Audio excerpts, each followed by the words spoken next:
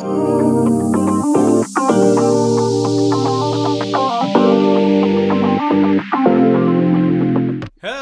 and welcome to the InventRight TV show. My name is Andrew Krause. I'm one of the co-founders here. We have one of our coaches and former students, Keanu Alfaro. Keanu, welcome. Thank you, Andrew. And we have our negotiations coach, Paul Sorensen. Paul, welcome. Thank you. Good to be here. So we did a video talking about how did Keanu go from being a new student with Paul and a part-time baseball coach to being a super successful inventor and an amazing InventRight coach. And we already did that video. You can watch that video if you like. This video is going to be talking about what's Keanu's plan, and maybe Paul, he doesn't need Paul anymore, but and Paul's probably very honored by that. And what are Paul's thoughts too about how does Keanu keep the success going? And maybe Keanu can talk a little bit about some of his thoughts about taking things to the next level. Maybe he wants to work in some different industries. Right now, he's a lot in knives. So, Keanu, what is your? I mean, maybe you haven't given it a lot of thought. You're like, damn, I keep licensing these knives. Let's do more of that right now. Maybe you got some other thoughts, but how do you keep the momentum up? I'm going to throw like 20 questions at you here. How do you keep the momentum? And we can cover those or other things. How do you deal with so many companies with so many products? Because you're playing the volume game now, right? I'll help anybody if they want to get there. And how do you focus on products that make more money, make you happy, fulfill you, all that sort of stuff? What are your plans for your career as an inventor? Yeah, thanks, Andrew. So, I look at it two ways. Number one, I'm always trying to close deals that I consider the lowest hanging fruit. And so for me, it's my bread and butter industry, the knife and tool manufacturing industry. So I'll continue to try to close deals. And I'd set a little bit of a goal for myself of trying to close at least one deal in that industry per month. And so that has helped me continue to close deals for this amount of time. And then on the back burner, I have my bigger ideas that I'm trying to build up and get out there as well. Mm-hmm. Are those in new industries outside the knife and tool industry? Yes. So I'm making a significant push in the I guess you could. I like to call it Hollywood. Okay, I'm trying to make my break in Hollywood, trying to. Yeah. Sounds hard. Yes, but the challenge, really, I love it. Good. I love the challenge. I love the process of coming up with those intellectual properties and trying to get those out to companies. And so I've been having a blast doing it so far. Been trying to start to build up that hit list now, right? Trying to get over. I think I've over 200 or so in that space, the production companies, right? I'm trying to hit, and I feel really good. I believe I'm going to make it happen this year. Are you just as excited about this space? You mentioned you're doing a lot. You've licensed over 40 knives. You've been looking at knives since you were 16. You're always fascinated with knives. Are you just as excited about this new space? And if you are, my guess is you're probably going to do pretty well. So excited. It's a bit of an obsession. It's something that I'm always thinking about. Cool. Do you feel like you've already got your organization set up to go bigger, or do you think there's any place you can improve? What are your organizational skills? Is that a place where you could even improve even more? Or do you think you're doing pretty well?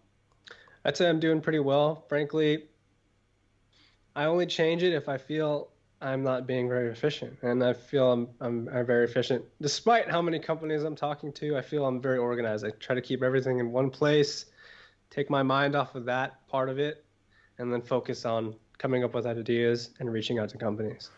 Do you find, I'm going to talk a little bit about, not about you just for a sec, do you find your students really struggle with that, the organization? I mean, creative people, the stereotype is have a hard time organizing, at least early on. Do your students have a hard time with that? I'd say the biggest problem there is, do I focus on this? Do I focus so they continue to jump tasks, right? You got to figure out, okay, what's the game plan, and then knock every single one of those down. And once you get to the end, go back to the start and do it again, right? Mm-hmm. That's how I do it. Okay. Where do you think you're weak? I mean, you can always be better. right? Where do you think, and it might just be a little weak or what have you. It sounds like you're going for some projects that could potentially pay off bigger per project than the knives, quite a bit bigger. Is that accurate? That is. How does that make you feel? Is that exciting? Very excited, yes. So again, what comes with that though is the price you're going to have to pay with your time and things that you're going to have to do to get into that industry. And so, but again, that challenge excites me. Been had the door slammed in my face, and that is a challenge in and of itself. A really big challenge that most people, I would say, aren't able to get around that. Mm-hmm. The slam door in the face. It might be hard for you too, because I mean, you're constantly getting traction with the knives, right? So even once you're talking to companies, they're looking at it, they're giving you feedback. They may license some, not license others. Whereas this new industry that you're going into, you might just feel like you're getting no traction at times. And have you already started feeling that? How does it make you feel? I would say yes, definitely. But I will say, even with the knife space, the majority of the time I'm getting the door. No, I'm getting most of the time. Probably, if I had to sum it up in percentages, I don't know. It's probably something crazy. 90% of the time I'm getting a no, and then just that 10% I'm getting a yes. So it's majority of the time you're getting a door slammed in your face. Right. That's what I was trying to say. Is he found that that's normal, and so it's not a roadblock anymore. It's like, oh, here we go. It's just I'm doing it right because this is happening. Right. Paul, do you think that his challenge might be, he's been focused for a while now in one industry in knives, and now I guess it's show business you're going into the category, or production companies, you're pitching something. So what's your advice for him? It's sometimes students, they'll work on 4 different projects in 4 different industries. That can be difficult. What's your advice for him or anybody that's working in multiple industries, which we're not against? We're actually for, sometimes it's nice to spread it out 2, 3, 4 industries. Some people can handle that. Some people can't.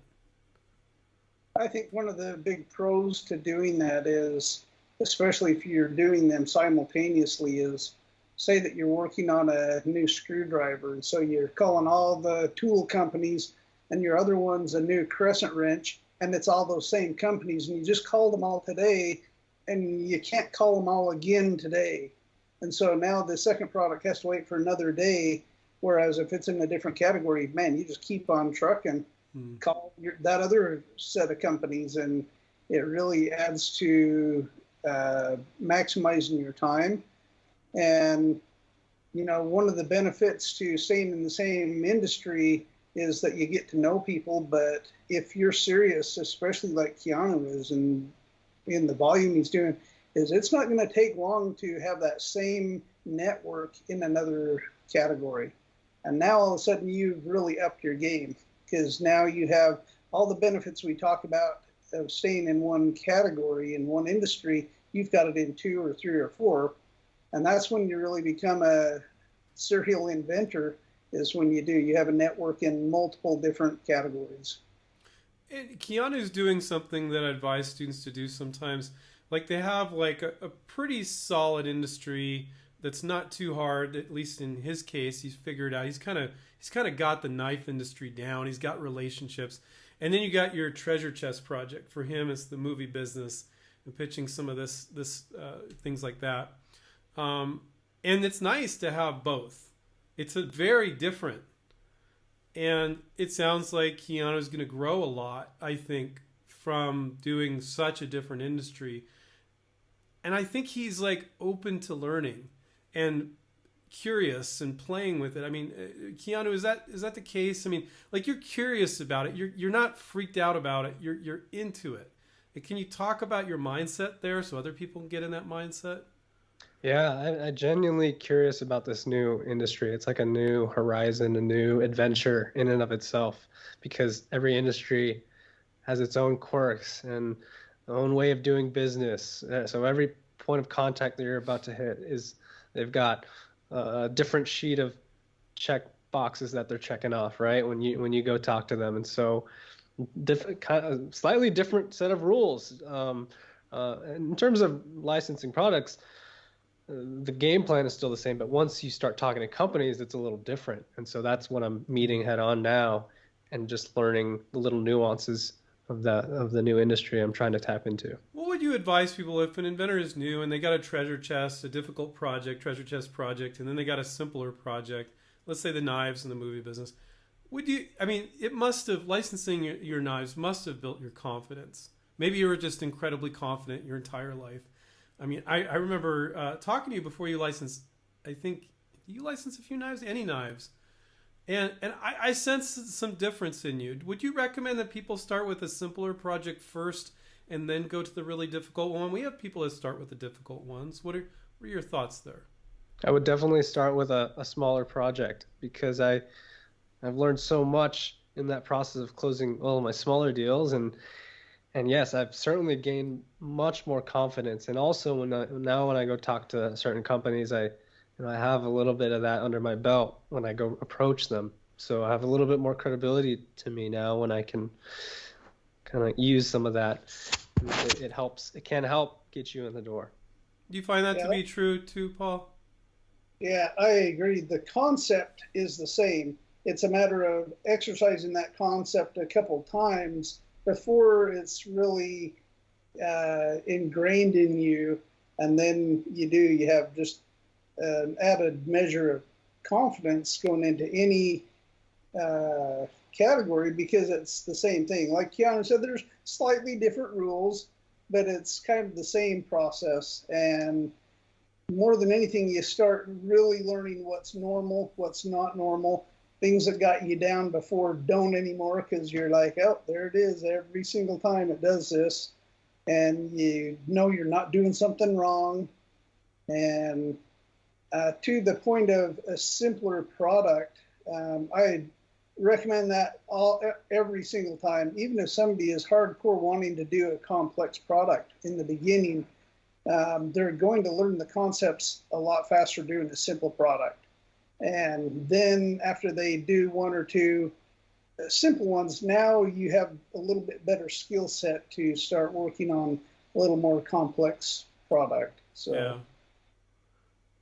If embedding's part of who you are, you're going to be doing it forever. You could put the harder project off for 6, 8, 10 months, work on the simple one, get your basic skills built up, and come back to it.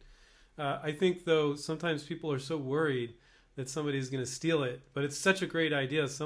Which it could happen, but if you got a simple idea and a complicated one, I think getting the basics down, more than likely, most of you have been thinking about ideas for years or even a decade or two. So what's the chances somebody else is going to come up with that in 8 months if you want to get those skills down and then apply those new skills to have the highest chance on that project that might be a little bit more important to you? You don't have to. We got people that come on board with us with a really difficult first project, and we'll make sure they do everything right. You guys will. But it's just a little bit harder, or a fair amount harder, really. I was going to say it's a lot harder. It's a lot harder. Yes, it is. You're learning and tackling something more complex. Yes. Yeah. So, Keanu, I'm going to ask one of these really annoying, interview questions, job interview type questions. Where do you want to be 5 and, oh my God, guys young as you, 10 years from now? What would make you happy? Oh, 5 years from now, hopefully I will have licensed several different projects in the Hollywood business industry, right? And by that time, so 5 years, math is escaping me. I can't do the calculations, but I was going to try to calculate how many more knives I will have licensed in 5 years as well. But my goal is to just continue to license at least one deal a month in that industry. And then, like I said, in the Hollywood scene, I'd love to be, I would really love to be in that industry. Do you see yourself getting a new physical product category as well at some point after you've played around with the Hollywood thing for a while? Well, I could certainly see myself going there as well, but I'm really singular focused on that. My one new thing at a time. My Fusion 360, that's my CAD software computer, died on me, and that's what I use to make knives, and so it almost seemed serendipitous that shut down on me, and it forced me to work on my Hollywood projects.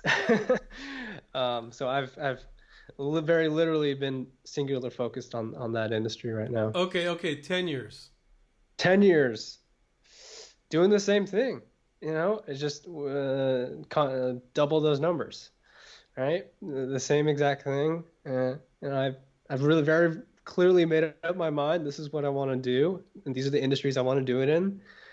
5 years from now, I could completely change, but right now See, that would put you at about 30 years old, so you'd have your whole career ahead of you. I just want to congratulate Keanu because I talked to him a while back, and there were people in your life that wanted you to go get a jobby job, right? And you said, no, this is what I want to do. And I encourage you to follow your passion. It's easy for me to encourage somebody, but you did it. So I just want to congratulate you on following your passion. I believe in you. Paul believes in you. The whole team does. You're pretty amazing. And I think inspirational to everybody watching to follow their passion, whether it's part-time or whether it's full-time. So thank you. Thank you. That really means a lot. Paul, anything you want to say? Boy, it's just the textbook example here. Came on, was a new inventor, went through the training. I remember him having that conversation. We had that conversation several times about different people kept telling him, you need to get a job. Yes. And I probably told him that too. It's like, you probably ought to get a job. Still to this day, I still get told, I think as inventors, sometimes we want to go ask everybody around us, is this the right thing? Is this the right project? Is this the right thing we should be doing? Right? But all of us coaches have agreed the only opinion that really matters is the market, the potential licensee, the one that's going to write the royalty checks. And so I always show my loved ones my ideas after I've licensed them, because it was getting problematic where I was asking, getting their opinions. So figure out what you want to do. If you don't know how to do it, find people who know how to do it and then go out and do it, and don't listen to any of the naysayers. Nice. I think you're kind of the exception to the rule, because that is one of the great things about learning the the licensing model, is that you don't have to abandon your day job. You can do it, like we said, in 20 hours of your time, maybe even 30, from inception to when you're calling companies. You can do it. You can do that at nights and weekends. And so it does make it such a real thing that anybody can do, because you're not being asked to put this big risk out there. There's not your job, and there's not spending hundreds or even thousands of dollars of your money to do it. Well, and Keanu had a situation where his overhead was pretty low, so he just went for it. Some people, if you got 5 kids and some of them were in college and you got a big mortgage and all that, he's young, so he just kind of went for it. But if you're 45 and you got 5 kids and all these expenses, okay, maybe you can take your day job and wait for the money to come in, but that's not the situation he was in. So it really depends. That's all the more reason why people ought to look at licensing as a path forward, because if you do have 5 kids and a mortgage and 2 cars, right? And licensing gives you that freedom to test the market for very low cost up front and time. You can try it out when you have the time. Otherwise, if you were going to try to venture it, if that one product doesn't hit, right, what's that going to set you back? Kids are out on the street. I just barely got off of a call with one of my students who's a internal medicine doctor, and he's learning the licensing play and he said it right out. He's like, I'd like to get to where I don't have to come to work at the hospital anymore. So it's for everybody, not just if you're young or if you're not in this high level occupation. It doesn't matter who you are. The licensing model works. All right. So Keanu, Paul, thank you so much. I want to remind everybody to take care, keep inventing. Catch up with you next time. See you guys. Bye.